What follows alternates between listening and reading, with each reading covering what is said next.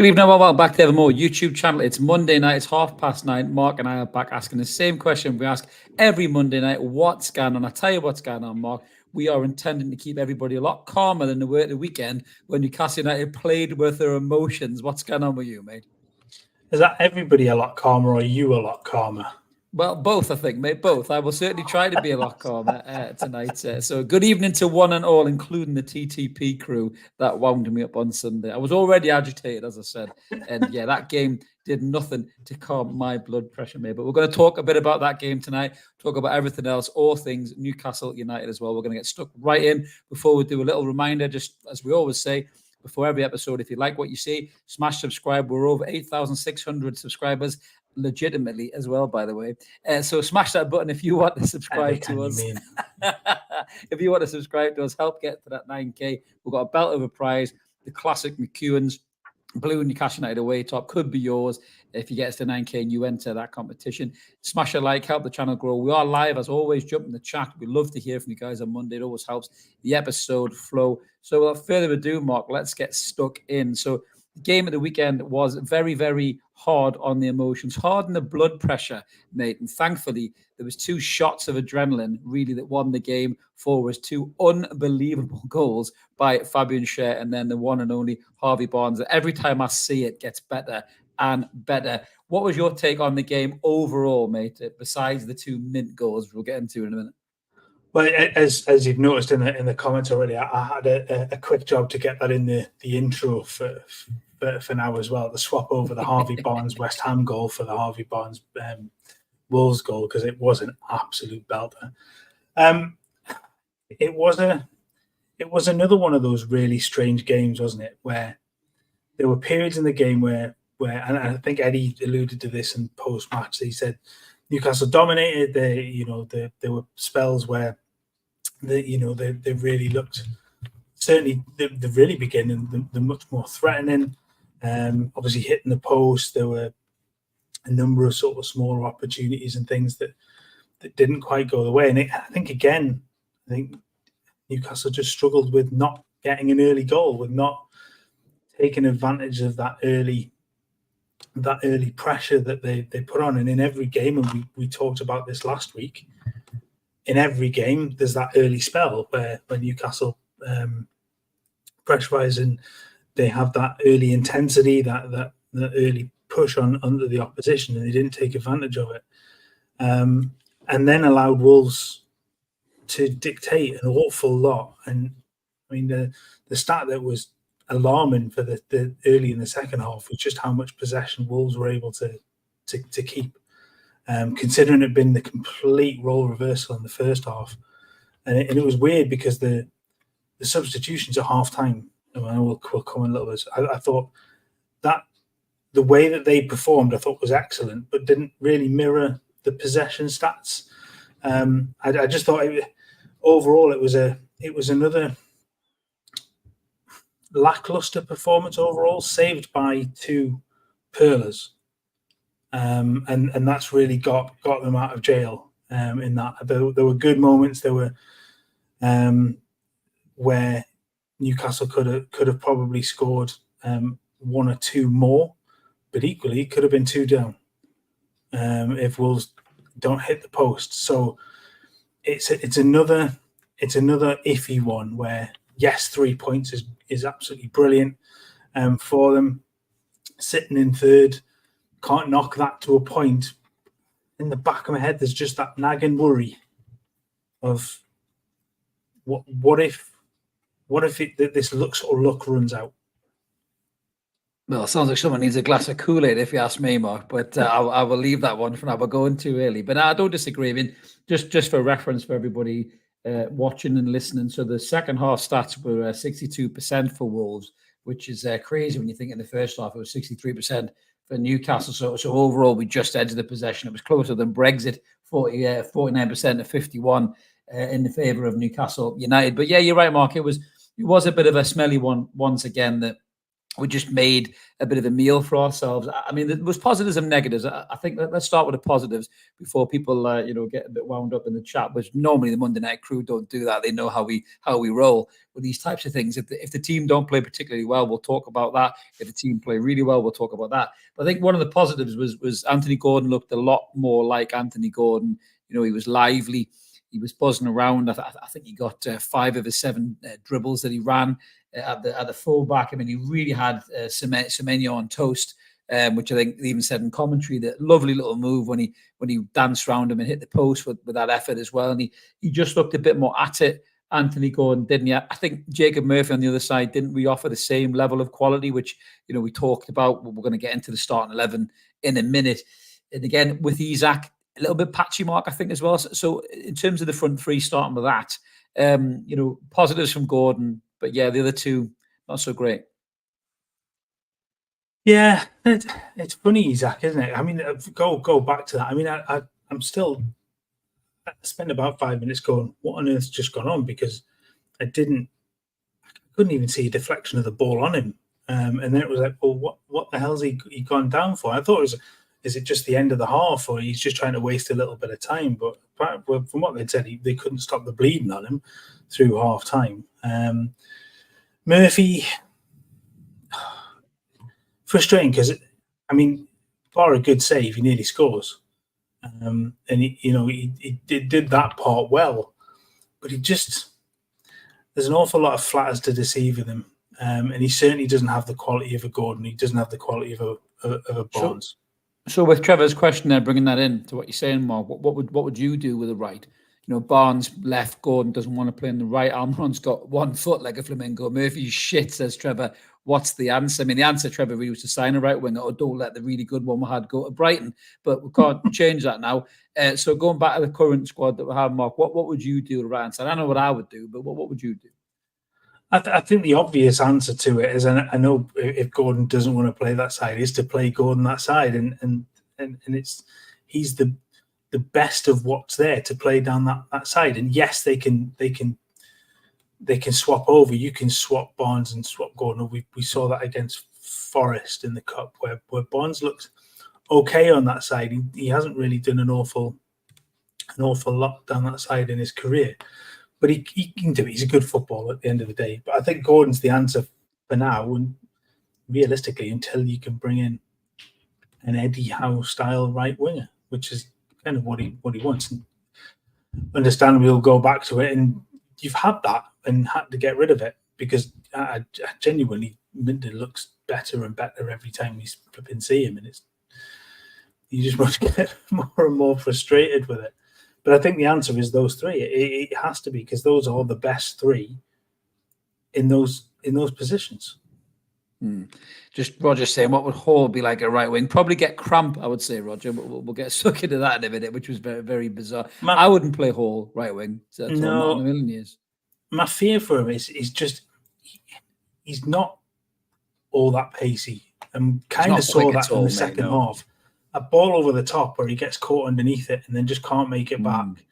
And that showed a real worry on the ball. Though he's really good on the ball. Oh, yeah. He's really good on the ball. He's got a 94% passing accuracy that he had at the game at the weekend, and he uses the ball really well, Mark. But he is really slow in that full-back position against anybody with a lick of pace. It's a worry. It is. I give him his credit. Later on in the half, he was 2v1 against him, and he defended really, really well to keep them out later on. And there were moments again where he's going to be hit and miss at times, because he is still learning. But that pace does worry me. And we talked about Burns' lack of pace, and the defending for the goal, I thought was awful. He got so tight on the striker. And having earlier defended quite well, where he dropped off 2 or 3 yards and gave him a little bit of space, and then closed down once he's got the ball, he just got too tight too quickly and got done. And the striker's not got an awful lot of pace, but just shows how slow down Burn is, and that contributes to the goal. But I think Hall isn't helped by the fact that he's got a player with a severe lack of pace alongside him as well. Yeah. Yeah. And If Botman that was there, he might look a bit double, better, to be fair. Yeah. I think he just gives a little bit more cover.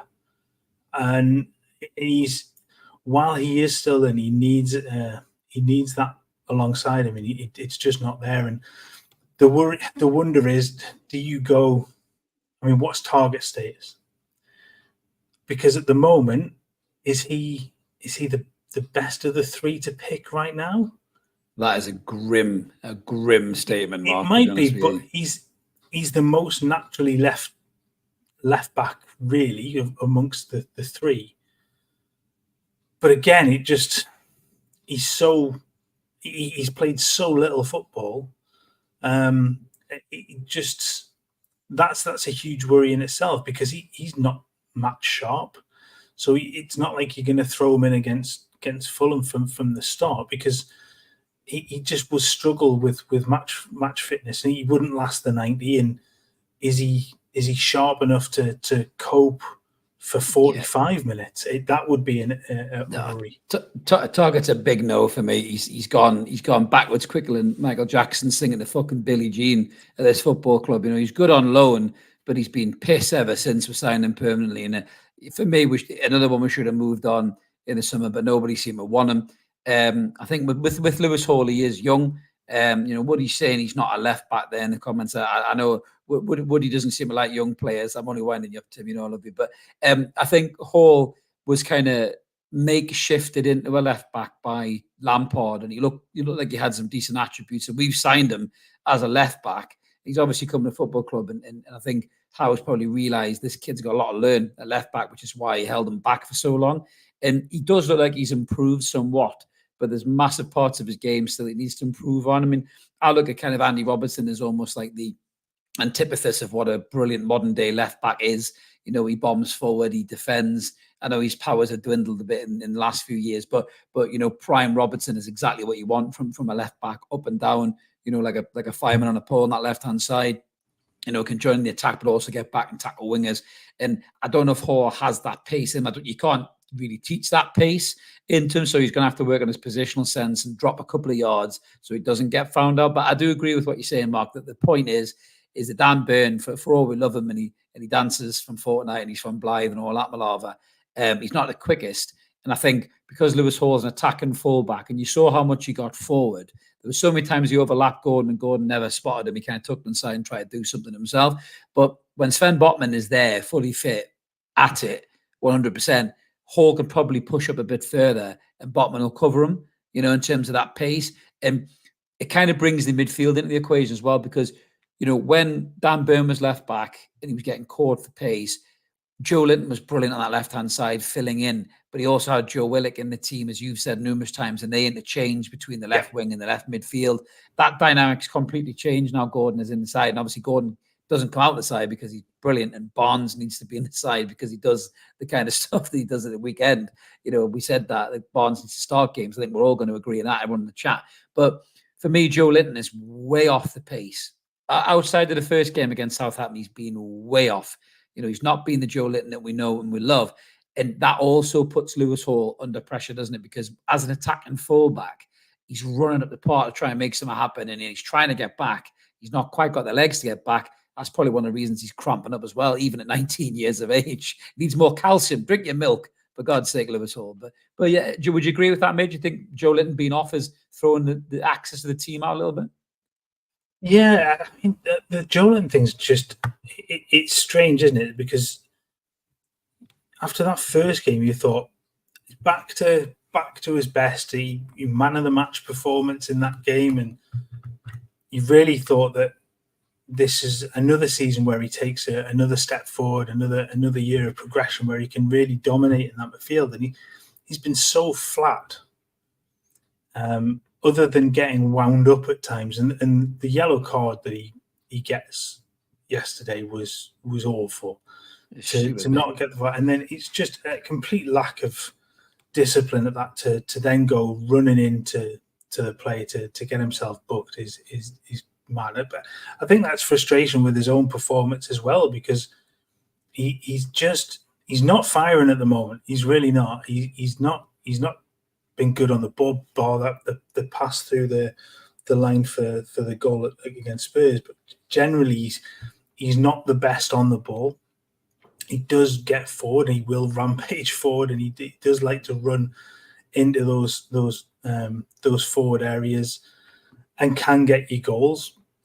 But we're not seeing the real sort of box to box Joelinton that we've seen, the one that really gets stuck in and helps out defensively and stuff, or at least not as efficiently. He does look like, again, with quite a few of them, just look like they're missing a step. Could you fling Joe on the right, do you think, as George is saying, or would that throw the team out of a kilt as well? I think Joelinton, I think it was Trevor put in the comments there that he's better from the left. I think the best we've seen of Joelinton is that interchange with Willock, where they're playing either that left side of midfield, that left sort of wing role. That's gone because of the purchase of Gordon, the purchase of Barnes.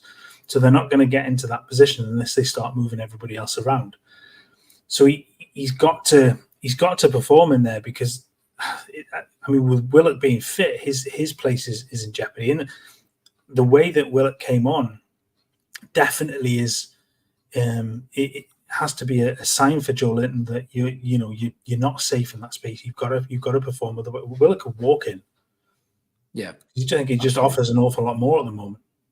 Yeah, we'll get into the kind of starting 11 in a second. But I mean, just to close off on the game, I suppose, Mark, is that you can point Newcastle's resilience, staying into the game, and keeping the score down. I know Wolves were unlucky hitting the post a couple of times. I think Cunha was looking quite lively. I mean, these are the kind of games that Newcastle would have lost last season, I would say. I mean, one of the big factors who probably goes a bit under the radar is Nick Pope being fit. That save he pulls off at the end. How many more points could Newcastle have accumulated last season if that guy had been in between the sticks rather than Martin tracing paper Dubravka? They're letting more shots than the fucking the firing squad in the bloody police training camps. All this talk about Dubravka being good enough is just it's nonsense. It's pie in the sky. He's not good enough. We should have sold him. Should have moved him on. Nick Pope is so superior to Martin Dubravka. Shit with his feet, but great with his hands is probably the best way to describe Nick Pope, I would say. We don't need him to be good with his feet when he's doing stuff like that, especially when Fabian Schär is taking the ball off the back foot and doing what he's doing best. But yeah, closing off the game, Mark, and it kind of dovetails into the starting 11. I mean, we said this before, you've got to start your better players to get a result. And thankfully, the subs, won the game for us, really. We'll get into the starting 11 in a minute. But how much longer do you think we can ride this luck before it runs out? Just come back slightly, because I want just a word on Pope as well. And I mean, that save is... I knew you would. You'd never let a goalkeeper go by without a word. Goalkeeper union. I'll get my card out. That save... It's not expired. And it's long gone. It kind of Jekyll and Hyde yesterday with Nick Pope, because there's that shovel save that he makes early on, and I was tearing my hair out at it, because he just shovels it back into the middle of the goal again, and you're just sitting there going, if a Wolves player's there, it's another tap in, and it's got the Spurs goal sort of all over it. I mean, horrible save. The first 5 minutes he had us having a almost panic attacks with the ball and his feet. He's found his new spot up there. He likes he's up there. He's up on the fridge. He's watching from above. Midnight last night, he was throwing things off the top of the fridge. So little shit. But yeah, the first 5 minutes with his feet. I mean, every time the ball went back, it was that sort of mistouch, and then really rushed passes, and it's still a huge concern with that. But the save at the end was phenomenal. So yeah, I give him his credit for that, because that's point one from him, and I've completely forgotten the second point. So you'll have to ask that again.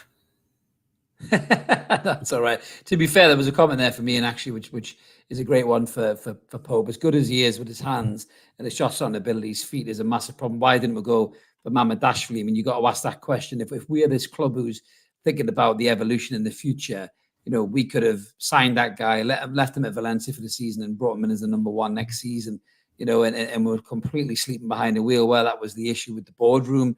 We didn't have a director of football or whatever it was. Eddie Howe didn't want it. I don't know. There seemed to be a real thirst to sign James Trafford. In my opinion, I don't think it's going to be that keeper. I think he's going to be another Chris Kirkland, another Richard Wright, another one of these great English hope goalkeepers that disappears off the radar down the leagues, or if he's lucky, he'll get a Scott Carson job and do fuck all to win trophies every single year. I just don't think he's going to be that good of a goalkeeper. So if Eddie Howe is the guy pushing for Trafford, then that's a concern. But we let a good player go in Mamardashvili, who I think probably would have come to us. But it smells to me like Liverpool are going to sell Alisson in the summer to maybe Saudi cash in, and Mamardashvili will be the number one. And I think we've dropped a bollock there. But to be fair, like I say, keeping the positivity, I think Pope was excellent, Mark. So moving on to the start 11 before we spend all podcast talking about the game. So the starting 11 was a real talking point, I think, amongst everybody really before the game. Whether you trust the process or whether you're objective like we are, and you look at it now. The bit I can't get my head around, is people. I heard people saying, I was listening to the True Faith lads, and they were saying they kind of understand why Sean Longstaff started ahead of Sandro Tonali, given the fact that he's back after a year. He's still trying to find his fitness, but he looked great for Italy. I don't know if Howe was worried he was going to be a bit too much game time, too much and too small of a window or whatever, and he burnt him out. But the bit I cannot get my head around, Mark, at all is why on earth would you pick Jacob Murphy over Harvey Barnes when the guy did what he did against Spurs and won us that game with that quality, that moment of quality? And do you know the bit that really, really wound me up was Harvey Barnes' press conference, which was great, by the way. He seems like a really top lad. And he said, that's what you do in training. And I thought, hang on a fucking minute. He's doing that in training, Eddie Howe. What, did you go for a cup of tea and a piss? Did you miss that when he was bending him in the top corner like that? Did you come back and go, oh, he's doing now, I'll just start Jacob Murphy? I don't understand that. Can you try and explain to me, Mark, what Jacob Murphy does, apart from his, lovely and smiles and is cheeky and all that stuff, that deserves a starting berth over a player like Harvey Barnes? Forget the wing issue at the minute. I'm talking quality as a player. What has Jacob Murphy done to prove he deserves to start ahead of him? As a footballer, Harvey Barnes is head and shoulders above hands him. Down, man. Hands down. If your idea is to play on the counter, and purely from a tactical perspective, if you're going to play on the counter, I want Gordon and Murphy because they're rapid. The problem with doing that is... What's the point being fast if you can't do anything though when you get the ball? What's the point? Go back to the Spurs game, and it might be a one-off. Which one? You get the one that's 6-1 where he runs through. He has the pace to run through or burst onto that ball ahead of Udogie, who's no slouch, by the way, and get himself into that position. If you're going to play on the break and you're going to play direct balls in behind the defenders, I kind of understand that, but that's not what Newcastle did. Newcastle dominated possession. So if you're going to play that tactical game where you're going to hold possession, you sort of play through Bruno and what have you, and then move the ball to the wide areas that way, then Barnes is the ideal player because it's not as quick. You want more technically gifted players. The ability for him to drift in from that left hand side, we all saw when he can get inside, get on it, get the ball on his right foot. But equally, he's quite adept at going out the outside, and it's the one thing we scream at Miggy for not doing is going on the opposite foot. One of many things we scream at Miggy for, Mark. One of many things. Well, exactly, but he's quite happy to drag it onto his left foot and put a ball in from time, and that gets the defenders guessing. Murphy's just all about pace. He's not technically gifted at all.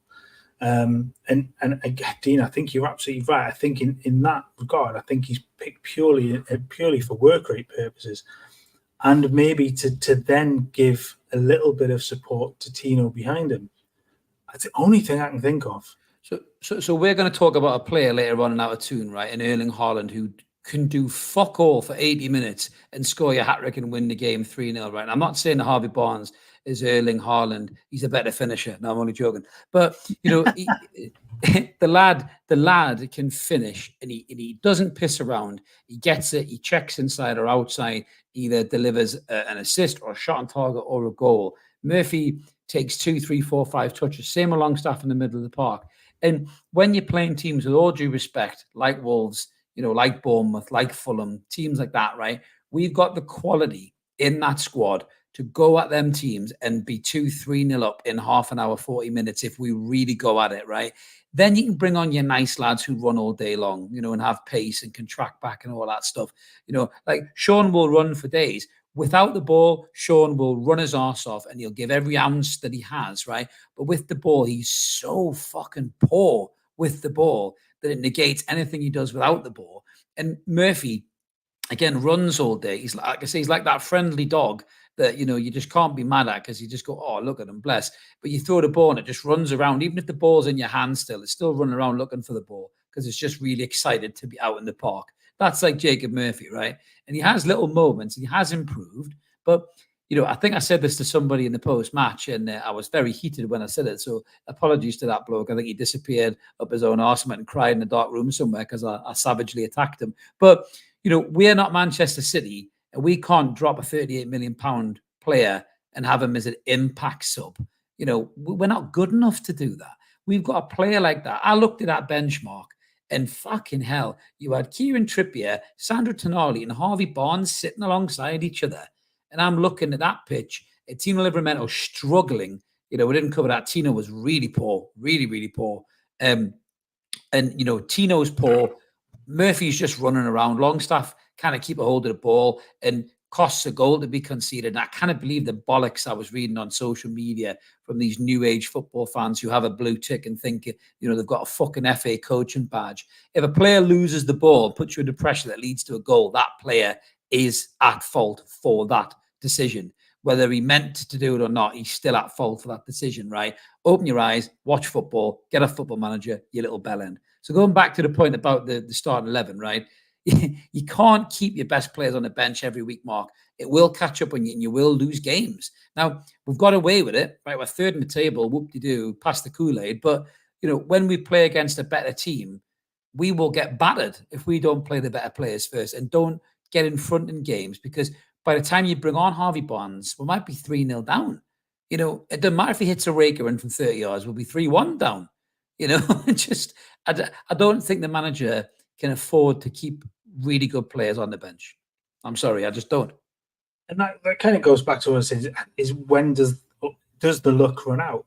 And there was a comment on yesterday's video about playing, you can't continue to not play your best players and you will win games. And yes, we get that the game was won, but it wasn't won by lovely intricate play that created wide open chances to score goals. It was won by two 25-yard goals, one with a kind of wicked deflection that take us away from the goalkeeper, not to take away from Shea or from Barnes' goals, but they're the luck. If you can't continue to play average players and carry on. The peak of that was 2 seasons ago, where everybody was absolutely at their peak. We saw the performances out of Miggy and everybody hit the purple patches and it worked. But those players have reverted to form. Sean is not good on the ball. We know this. He will run. You said it. He will run for days. He will give you every ounce of effort that he has, but he's just not good on the ball. He's not going to unlock a defense. He's not going to play a 30-yard pass to feet. He's going to just play it simple. But he's not in the position to keep the ball ticking over from that central position. The players that used to play in that sort of six, but Carrick could hit decent on balls, but he would just pass it short and keep it all moving. Sean, I think, tries to play a little bit like that, but from a higher position, and it just doesn't work. If you've got Tonali in those positions, and we saw the little intricate passing combination that was him, I think Willock, wasn't it, that put Barnes through, that very nearly ended up in the third goal. It's that level of quality on the ball that you absolutely have to have. And yes, the substitutions change the game, and in the end, they're the difference in making 3 points from none. But if those players start and you 2-0 up within 20 minutes, and that early pressure tells, then it takes the pressure off the team and allows them to dictate how the game goes from then. It brings the other team onto them to allow them to then play a little bit more directly and utilize Gordon's pace and Isak's pace in behind the defenders instead of playing in front of them constantly. So I think you're absolutely right. You have there's only so long you can go before you absolutely have to play those better players in those positions, because it will inevitably begin to hurt you.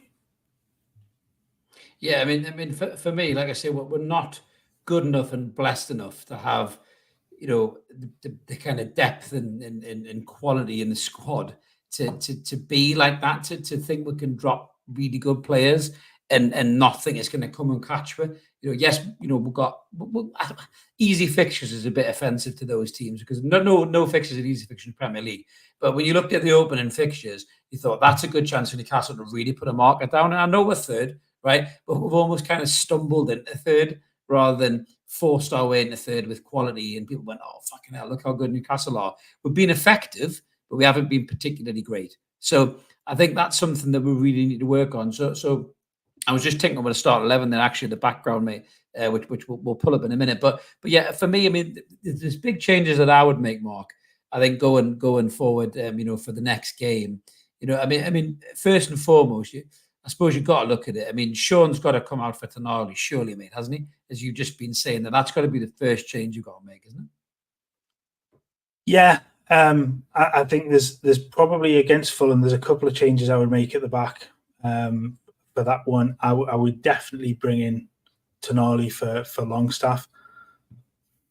I'm on the fence a little bit, but I'm leaning towards Willock over Joelinton as well. Mm-hmm. Yeah. In that position, because I think Willock's the more forward thinking of those three that will be on the field. He's the one that's going to. And he's such a good carrier of the ball, isn't he? And he can carry you out of danger with the ball. I mean, you saw that yesterday when he drove down the left-hand side and got wiped out. He's so good at that and being able to. I was worried about that, by the way. I thought he was gone again. I thought, whenever anybody tells us in panic stations, but yeah, I just think he looks like he's raring to go, and a properly fit Joe Willock is a different prospect, and I don't. It's strange, isn't it? Because you're going in with 10 points out of 12, but playing those two, I just think gives you a lot more quality on the ball, a lot more drive, a lot more potential to create opportunities, or create big chances, to create goal scoring opportunities for the three further forward. Yeah, I mean, for me, I think the link up. I'm just going to send this line up to me, and we'll pull it up on the screen. The link up for me as well, between Joe Willock and Harvey Barnes was really, really exciting to see. Just in terms of that kind of dynamic running and that quality again on the ball.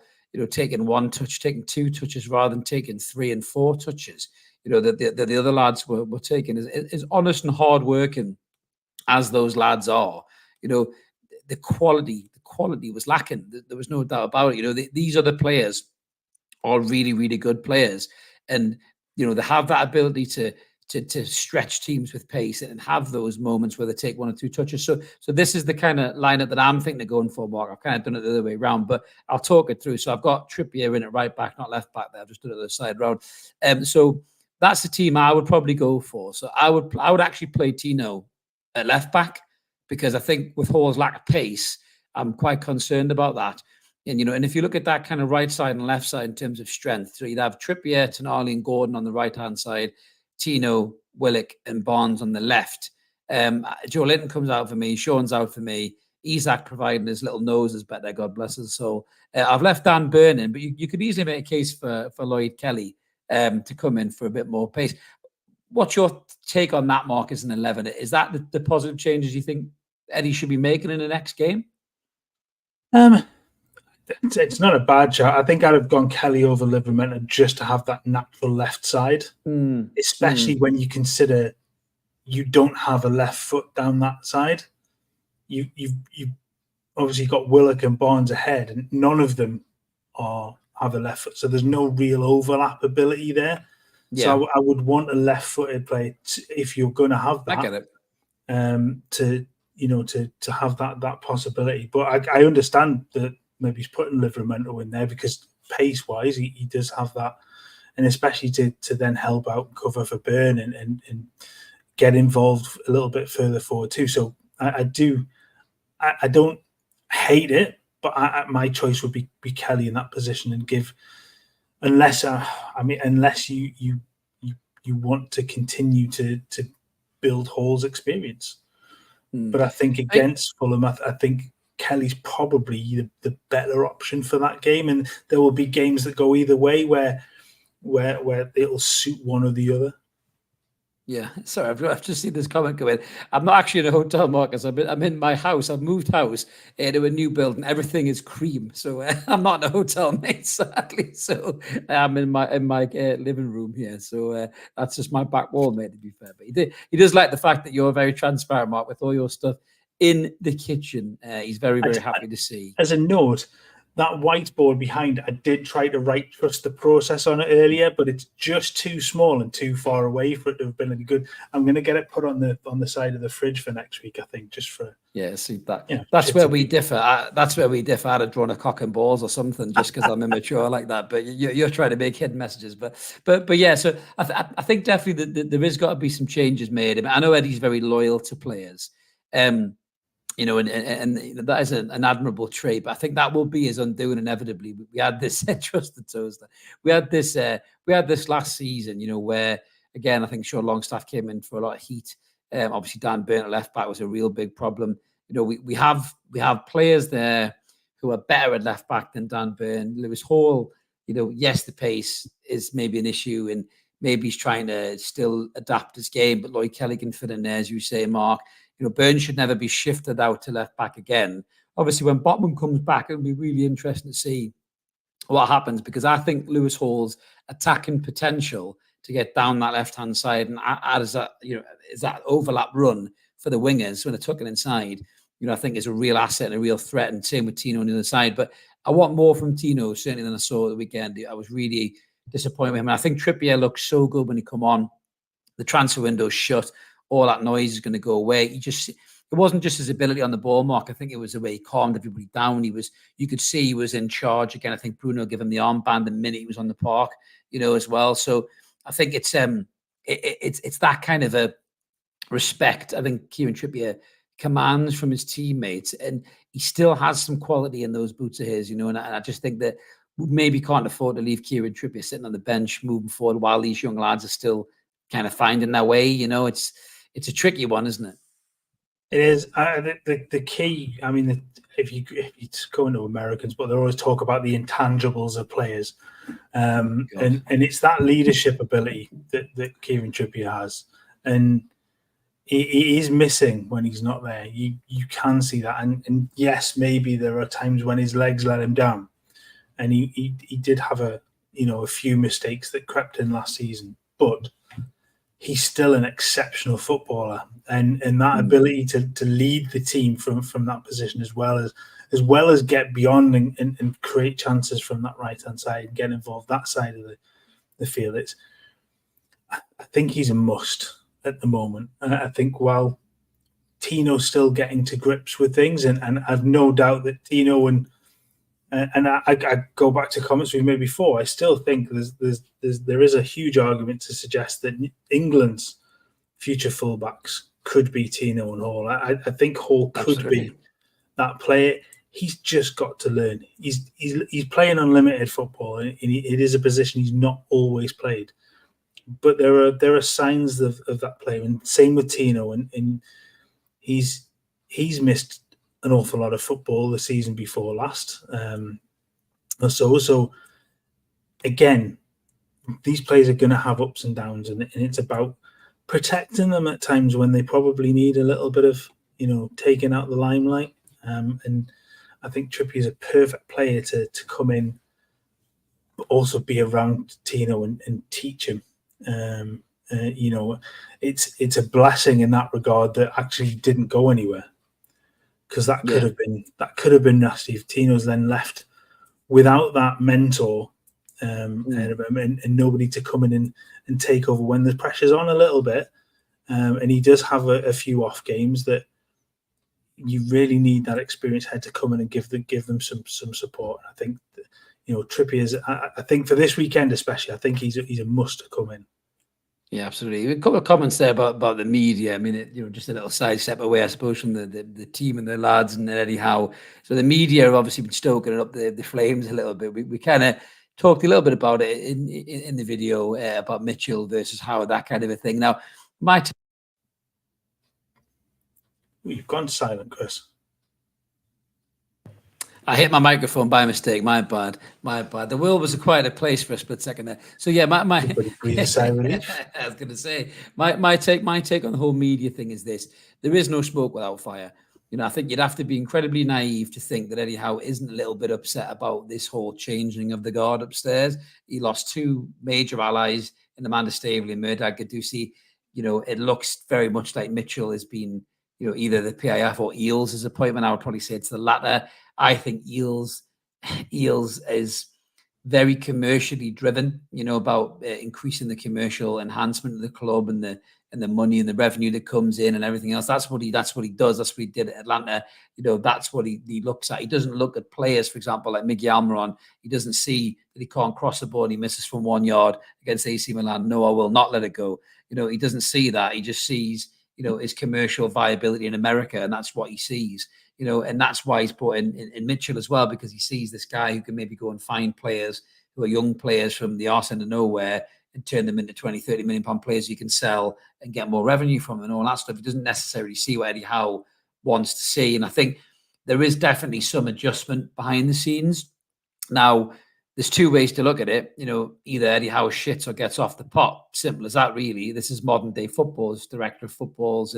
It's all that kind of stuff. But, I think some of the guys in the media are maybe taking a lot of flack. Some of them unnecessarily.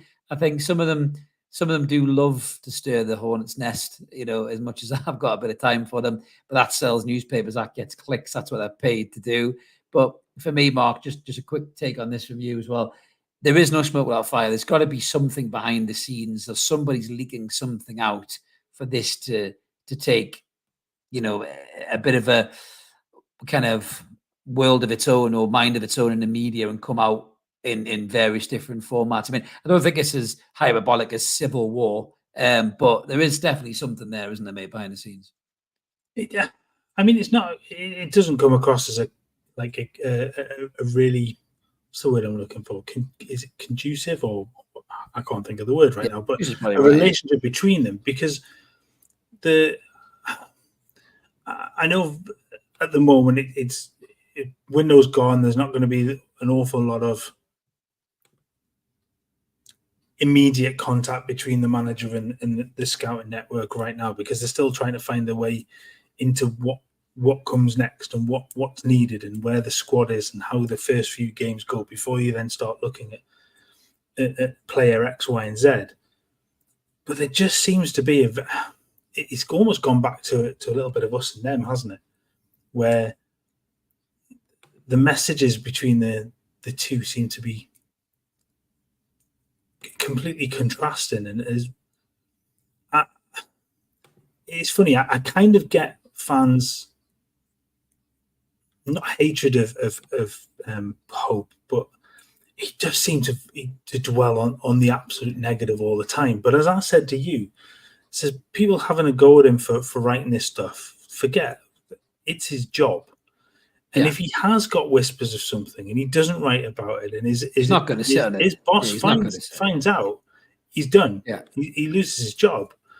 Yeah. So, but then the one that always comes back to me is, who is it that's giving him information?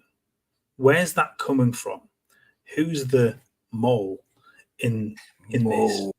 Who's the mole? But where is it coming from? Is it coming from Sorry, somebody? I was just here Austin Powers. Sorry, but you set me up. Sorry. Is it coming from Eddie's side? We know that's not likely to be I true. don't think so. It's more likely to be coming out of the scouting side, the backroom staff side. But it just, I get it. I get why people don't like it, because it is negative, and he does do an awful lot of it. But they very often is, like you say, no smoke without fire. Something's not quite right in there. And it's going to take a little bit of patching up. And there's got to be a bit of a change in that. And to come back to Eels, I'm not convinced. I'm not convinced. Is a man like that ready for a job like Newcastle? Does his background warrant a Champions League challenging club? He built Atlanta United from the ground up, but in the MLS. Is he ready? Is he the right person to be doing this in the Premier League? And a team that's got ideals for championship runs and for Champions League football? I'm not entirely convinced that he is. His background in English football is minimal. It's legal counsel or club secretary, I think, in that regard. He's not a true football man in that regard. No, he's no David Dean, is he, or Edwards, or he's not like that kind of like legacy football man at the top who lets the manager cook and runs all of this shit upstairs. Yeah. No, he has played at a low level and he has worked within football at such, but he's not the man. I don't think he is the man to lead a team or a club that is wanting to be at the level that Newcastle want to be at.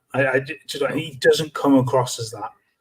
Yeah, I think, just to close this one off, I think there's a real trust issue now between Eels and a lot of the supporters. I think that's growing. That skepticism and cynicism is growing. As Phil says, they're making an idiot of himself regarding that transfer statement. People won't forget those things. Philip's absolutely right. You don't say stuff like that without being able to back it up. So the pressure is on the board for the January window, even though it's a few months away. You saw the faces in the crowd when they thought we were probably going to either come on the end of a defeat or a draw. It didn't look very happy until Harvey Barnes scored that raker. So remains to be seen what happens. But I think Eddie will screw it down now. I think he'll work hard. He'll get the lads playing well. We've got players coming back from injury. So hopefully we're going to have enough, move it into the coming games. And there's a lovely segue there, Meg. So third and finding form. That's a very presumptive statement you put there, Mark. Finding form, I'm not entirely sure. So looking at the fixtures we've got coming up next. So the next game we have is next Saturday away at Fulham. We've got a great record against Fulham at the Cottage, to be fair. Then that's followed by the EFL Cup against AFC Wimbledon. And then probably the biggest test of this team is Manchester City at St James's Park at the end of the month. So we'll just deal with September first. So finding form and third, you said. So let's look at those games in isolation. Fulham, even though we're not in great form, you kind of feel positive about that. Get through in the cup, hopefully at Wimbledon. It's the City game that's a big one for me, Mark, because if they don't sort out some of the errors that they're making, the poor passing, the bad judgments, the dwelling on the ball, the way Manchester City are playing, certainly the way that man up front's playing, we could be in big trouble in that game towards the end of September, May. How do you feel these fixtures over the hill are looking, and do you think we will kick into gear and find form and things will start to come off? The funny thing is, we talk doom and gloom about, when will the luck run out and all this kind of stuff. If things click, it's frightening. Because if this is just the lull, the calm before the storm, if things do click and suddenly that you get a little bit more free-flowing, intense football that we know that this squad is capable of, then there's no reason why Newcastle can't go and put 3 or 4 past an awful lot of teams. They score goals. That's someone's going to get it in their ethos. So the run of games now, those two coming up with Fulham and Wimbledon, are real chances to put down a marker now and to go. It's been not quite there, but results have gone with it. Now we have to put all this performance together. Those 10-minute spells here and there that that players drift out of games, they can't do that. And in a game against City, like you say, at the end of the month, if there are 2 or 3 players that have a performance like they did against Wolves, City will batter you. Oh yeah, we'll get smashed by them. And if they're on form, Haaland will absolutely destroy you. But there are enough signs from those spells to go, well, if this clicks, if that gets into gear, that Newcastle can be a match for anybody and can make a run at that top 4, because a fully fit squad, even though there are 1 or 2 players, will take out Botman, because we're not going to see him playing until the end of the year at least. Big miss, isn't it? It's just a big huge miss. You look at the holes we've got there in defence. We've talked about Hall, being that young player needing that extra support. When that lad's fit, he's a fucking Rolls Royce of a defender, man. He's like, if we were going in that City game with a fit Botman, I would fancy him to shut Haaland out like he's done pretty much every time he's played against him. So it's a big miss, mate. It is huge, but I think I'd take him out of the equation in terms of a fully fit squad, just because we know that he's going to be gone for that length of time. But if everybody's there, if everybody's fit, Newcastle have a squad that is able to challenge. If Isak's, fit and scoring goals, if Gordon has the form of last year, it's all ifs and buts with that. But there's definitely the capability to continue that run and continue to stay where you are in the league, because there are the players there to do it. But it's all about making sure. Yeah, there was that argument. But definitely, these next 2 games are a real opportunity to put 2 good performances in. We've had the off performances so far, and the results have been there. If you can put together 2 really, really good performances and get a huge amount of confidence flowing through that team, then City are. But they're not infallible. Brentford showed that at the start. Ipswich showed that to start with. There are holes in that side at times, not all the time, but you can make them make mistakes. Newcastle did this at St James's Park, didn't they? There is an opportunity to make them make mistakes, and Newcastle have the players to do that. And we always step up against the big boys as well, to be fair. And unless you listen to some of these winners who have podcasts and YouTube channels with much more subscribers than we do, smash the subscribe button, guys, if you can. Who talk absolute bollocks about Newcastle, and maybe they should remember you're nothing without a Geordie, Bonnie lads. So we'll move on to the last section of the night, where we're going to talk about Out of Toon, which is where we talk about non-Newcastle United related subject matter. And there's been quite a bit going on in the old world of football as well. We've been talking about Manchester City, Mark. I mean, this is a big thing. We've got a couple of things with City. Now, the whole thing with City is this court case. Now, I still think this is kind of intertwined with Newcastle United. I think our owners, certainly the PIF, are looking at this court case with Manchester City, and these 115 alleged charges that they've got against them for breaching FFP over the years. Now that, I think, was beginning today. I think it was that court case. I think it can go on for a couple of months, or maybe even 4 months or something like that. And this is a real pressure moment for the Premier League. They have to do something about this. If they don't act, if they don't punish Manchester City, or Manchester City manage to slither through the net here, it is open season for Newcastle United and for the likes of Aston Villa as well, because they've all been hampered with their spending, worried about breaching and worried about punishment. City, if they get away with it, boy howdy, it's going to open up a can of worms on everybody. But one thing it is doing is coming up with some fucking brilliant memes online, and this was my personal favorite. Definitely guilty 115, as you can see there, Pep Guardiola strumming the guitar on the sofa. Some geniuses online, to be fair, when it comes to stuff like this, mate. But so the City here, and as I say, that does begin for the 115 charges. Just quickly on the City thing, Mark, what is your gut feeling? Just at the start of this, what's the gut feeling about this? I mean, A, do you think they are guilty and they're just being caught out? And B, do you think the Premier League will punish one of their most marketable commodities and risk losing arguably the best manager in football to Serie A or La Liga again or something like that? You just answered your own question. I do that a There lot. is there were numerous reports going back months where it said that if City were found guilty, they would end up losing massive amounts of points or Get relegated, and they said it'd be relegated. It's not going to happen. They're going to get a slap on the wrist. They might get a transfer ban for a window, or they might get a heavy fine or something like that. Nothing that's going to affect them massively. I just can't see it. They will be. I think they will get away with an awful lot of those charges. They'll be found guilty on a few. I mean, this is just purely putting my finger in the air and seeing what goes on. But I get the feeling that they're never gonna get a proper punishment for stuff if they are guilty of it. Just purely and simply because it's damaging the brand of the Premier League. At the end of the day, that's all the Premier League care about. Don't give a shit about sport and integrity or anything like that. And fuck, if you want to look at sport and integrity, look at the fact that the Wolves player yesterday was flagged offside from a fucking corner.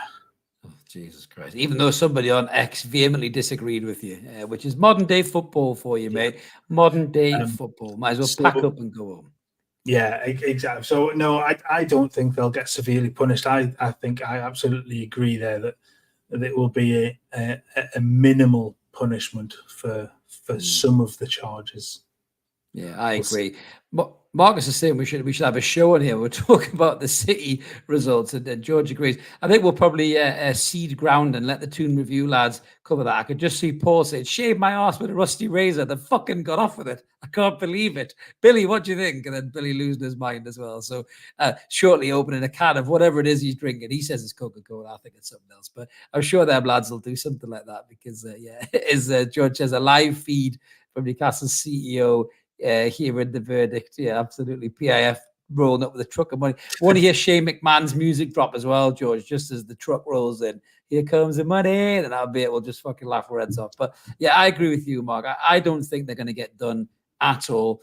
I think they'll get away with it because, as you say, the Premier League does not want to risk losing superstars like that. Speaking of superstars, Man City have got a few, and none more than this bloke right here, Erling Haaland. So that before you even did this, I messaged you and said, it took Alan Shearer, the great Alan Shearer, that does no wrong in our eyes. It took him 124 Premier League appearances to get 100 goals. I think Erling Haaland is on 74 goals in 70 games or something daft like that. So I think he'll break that. But this is a stat you pulled up. Now, Cristiano Ronaldo, whether it's him or Messi, is arguably the best players ever.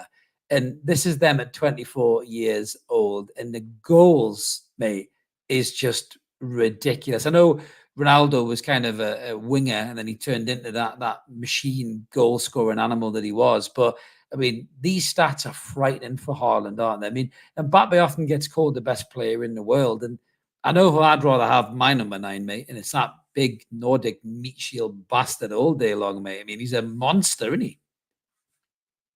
It's just frightening. I was having this conversation with some of the guys at work today, and it's funny because he's a bit of a throwback of a centre forward, isn't he? He's a proper number 9, isn't he? He's a proper number 9. He's not bad in the air. He's good with both feet. He's relatively quick. He doesn't have a whole lot of skill about him at times, but he's just a monster. That goal he scores at the weekend, where he gets himself. He runs from his own half and gets himself the goal side of the defender. Allows the defender. Awful defending, though. Awful defending, though. I said that to you. But he gets himself in a position to when you can't get past him because of the size of him and the deftness of that finish. I mean, he's just a freak, and I love whenever he's not playing against you. You love to watch him play because he's brilliant. You can't knock him, and he's just an unreal goal machine. He is. Robert, I think I did talk about that hairy hands fucking pound shop mork wanker in another video, to be honest with you. So there's a little taste of what I said there, I think, about him as well, mate. But I've got very little time for Richard Keys because he's an absolute fuckwit, to be honest. But it is in there somewhere. It's possibly in the Gary Neville one, I think. So go check that one out, mate. But yeah, I mean, Haaland is just, I mean, I love a bit of that. I mean, Ruud van Nistelrooy, Mark, I remember him. He was one of the best in the business.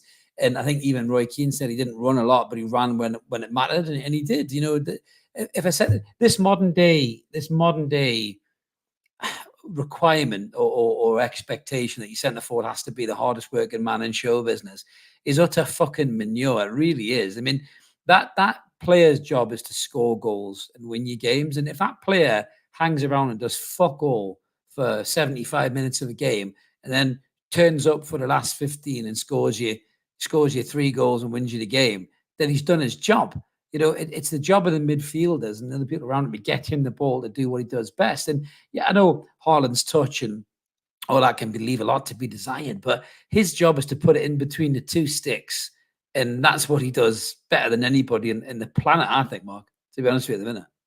Yeah, completely agree. He's not quite a throwback to the goal hangers of yesteryear, the Lineker. Yeah, he's no Lineker. Yeah. But he is a throwback to the big, strong, powerful centre. Shearer, like in essence. Shearer was a better player, I think, though, better footballer, but yeah, very similar goal kind of threats. It's not harsh to say that he's not the best footballer.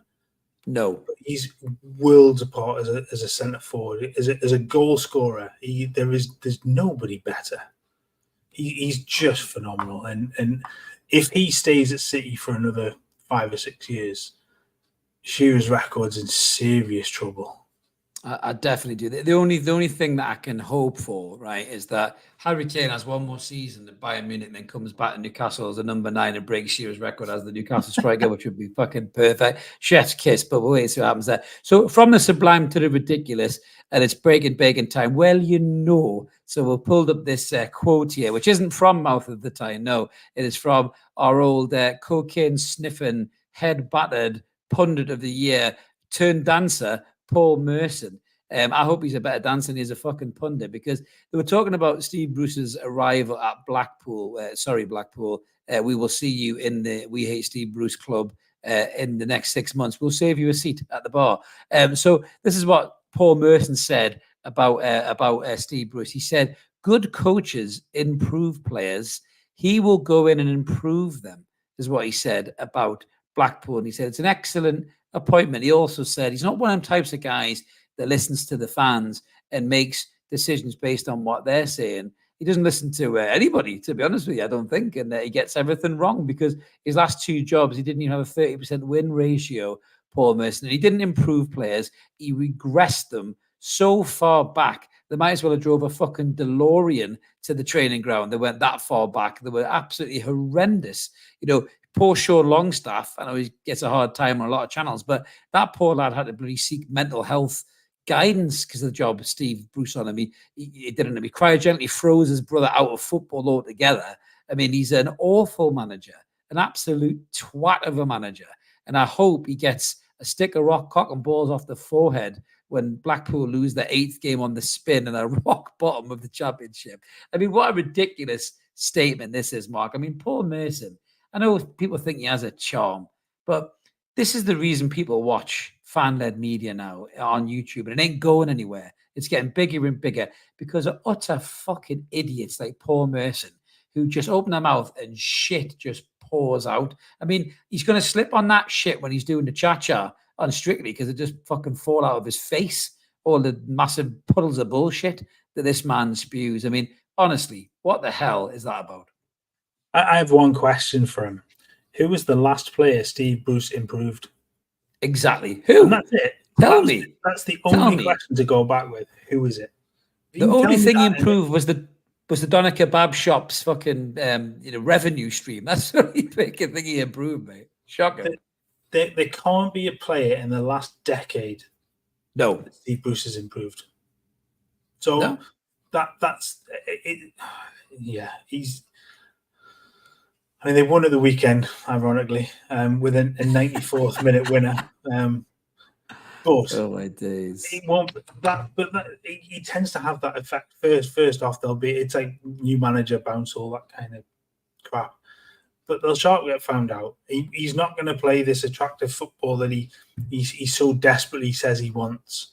And because his remit isn't just to survive in the Premier League, as he had a dig at Newcastle. Yeah, they'll find out soon enough. I'm absolutely convinced of that. They will. Speaking of 94th minute winners, good evening, Wayne Rooney in Plymouth. Thank you very much for doing your job and getting the first win of the season against Sunderland.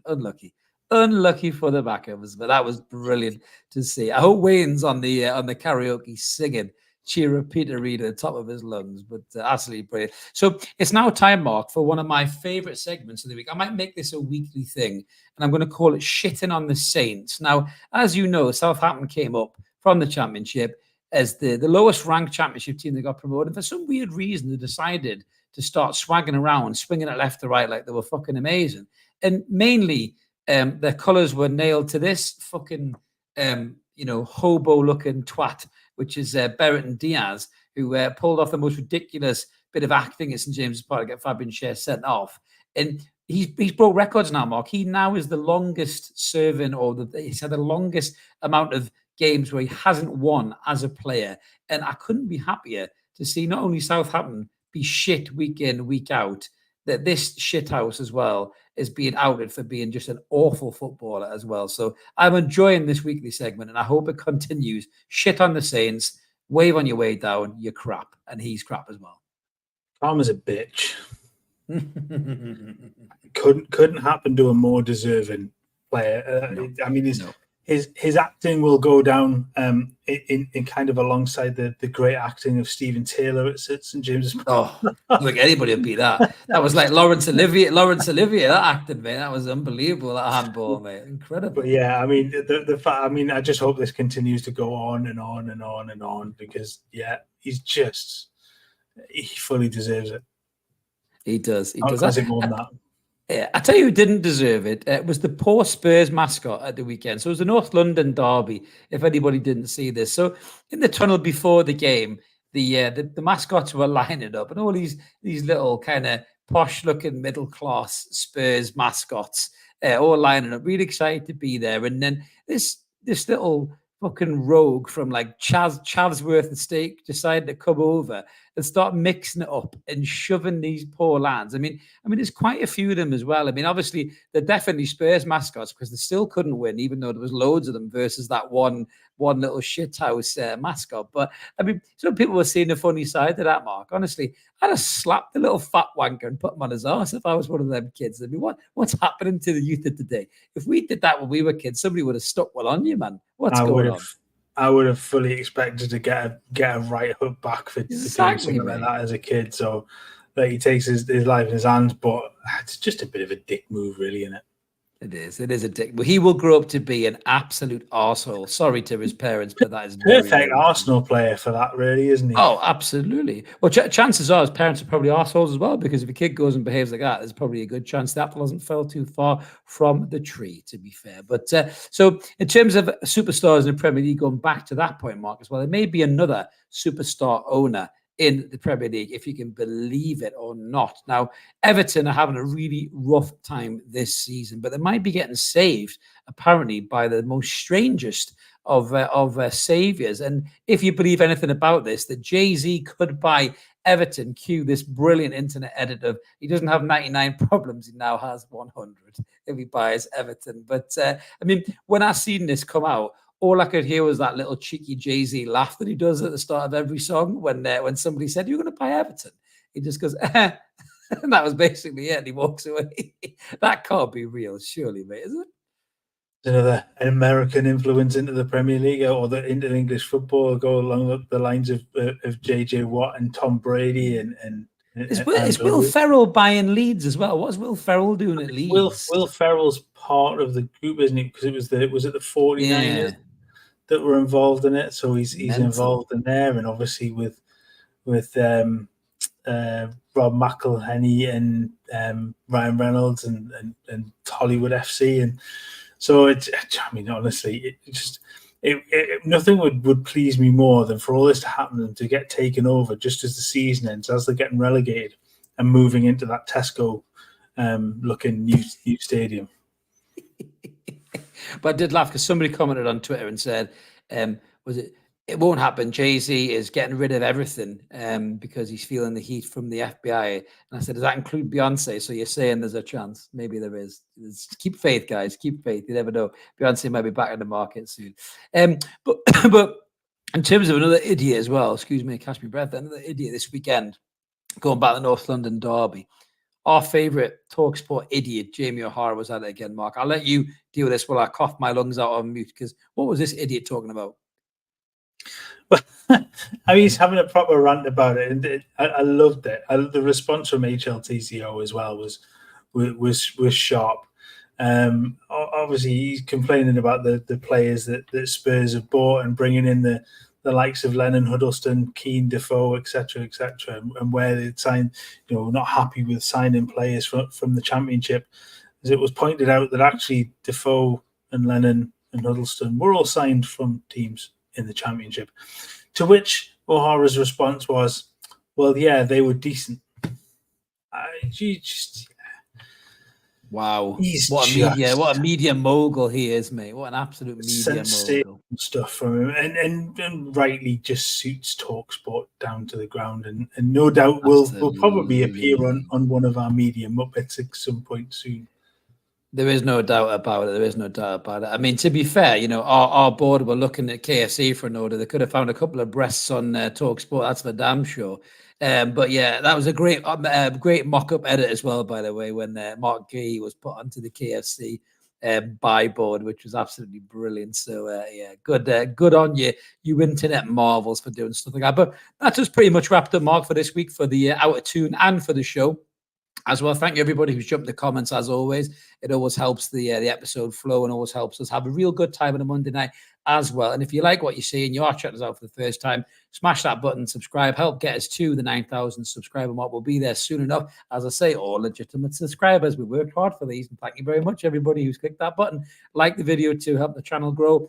We'll be back with a preview coming up for the Fulham game and the post-match analysis as well. Have a brilliant morning, afternoon, evening, whatever it is, wherever you are in the world. Thanks for watching. I will see you in the next 7 more, everybody. See you guys. Take care.